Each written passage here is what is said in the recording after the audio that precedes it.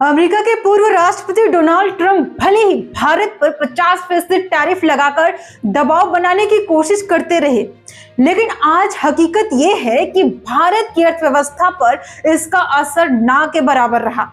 क्यों? क्योंकि भारत ने जबानी बयानबाजी नहीं की, बल्कि चुपचाप ऐसा ट्रेड नेटवर्क खड़ा कर लिया जिसने टैरिफ पॉलिटिक्स को ही बेअसर कर दिया। आज हम आपको बताएंगे कि कैसे भारत ने ऑस्ट्रेलिया, न्यूजीलैंड और ओमान जैसे बड़े बाजारों में जीरो टैरिफ एंट्री हासिल कर लिया और क्यों ये रणनीति अमेरिका के टैरिफ गेम पर भारी पड़ती दिख रही है। सबसे पहले बात करते हैं ऑस्ट्रेलिया की। भारत और ऑस्ट्रेलिया के बीच आर्थिक सहयोग और व्यापार समझौते यानी ECTA को पूरे हो चुके हैं और इसी मौके पर ऑस्ट्रेलिया ने भारत को दी है एक बड़ी सौगात। 1 जनवरी 2026 से ऑस्ट्रेलिया भारत से आने वाले 100% सामान पर टैरिफ पूरी तरह खत्म कर देगा।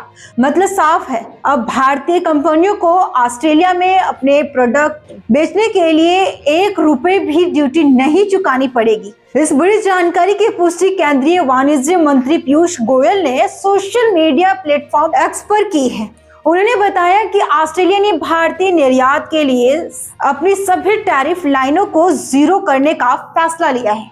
इस फैसले का सीधा फायदा मिलेगा भारत के मैन्युफैक्चरिंग सेक्टर को, खासतौर पर ये टेक्सटाइल, केमिकल, फार्मा और पेट्रोलियम और जेम्स एंड ज्वेलरी सेक्टर को। आंकड़े बताते हैं कि वित्तीय वर्ष 2024 से 25 में भारत का ऑस्ट्रेलिया को निर्यात पहले ही 8% से ज्यादा बढ़ चुका है। अब जब टैरिफ पूरी तरह हट जाएगा तो ये ग्रोथ और तेज होने की उम्मीद है। जेम्स एंड ज्वेलरी सेक्टर की बात करें तो अप्रैल से नवंबर 2025 के बीच करीब 16% की बढ़ोतरी दर्ज की गई है। ये सब ऐसे वक्त में हो रहा है जब अमेरिका की तरफ से भारतीय उम्मीदों पर भारी टैरिफ लगाने की बात चल रही है।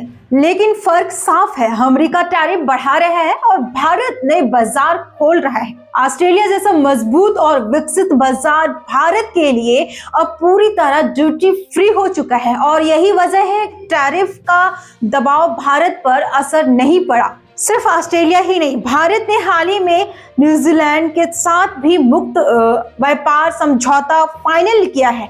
22 दिसंबर 2025 को हुई इस डील के तहत न्यूजीलैंड के 95% निर्यात पर भारत टैरिफ खत्म या कम करेगा। खास बात यह है कि यह समझौता महज 9 महीनों के पूरा होने पर हुआ है और न्यूजीलैंड ने अगले 15 सालों में भारत में $20 अरब के निवेश का वादा किया है।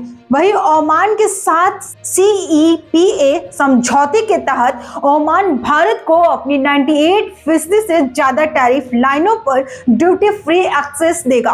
वित्तीय वर्ष 2024 से 25 में भारत ओमान व्यापार 10.61 अरब डॉलर तक पहुंच चुका है। कुल मिलाकर तस्वीर साफ है, जहां देश टैरिफ को हथियार बना रहे हैं, वहीं भारत रणनीति, समझौते और समझदारी से अपने लिए दरवाजे खोल रहा है। ऑस्ट्रेलिया, न्यूजीलैंड और ओमान जैसे डील बताती है कि भारत अब सिर्फ प्रक्रिया नहीं देता, बल्कि पहले से तैयारी करके ग्लोबल ट्रेड गेम खेल रहा है। अब सवाल आपसे, क्या यही रणनीति भारत को टैरिफ पॉलिटिक्स से आगे ले जाएगी? अपनी राय हमें कमेंट में जरूर बताएं।